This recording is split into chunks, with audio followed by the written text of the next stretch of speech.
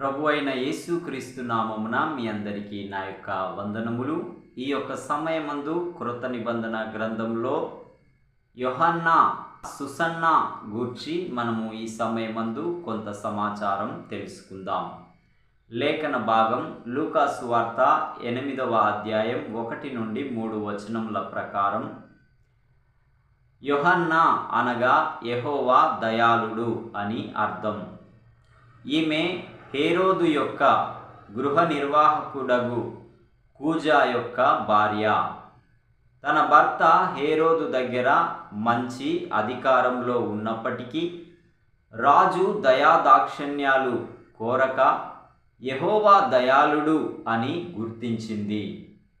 తనకు కలిగిన ఆస్తితో ప్రభువుకు ఎంతో ఉపచారము చేయుచు ప్రభువును వెంబడించిన శిష్యురాలు.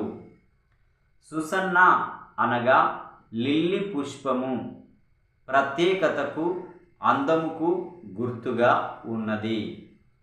సుసన్న తన ఆస్తితో ప్రభువును వెంబడించిన శిష్యురాలిగా దేవుని లేఖన భాగాల్లో కనబడుచున్నది.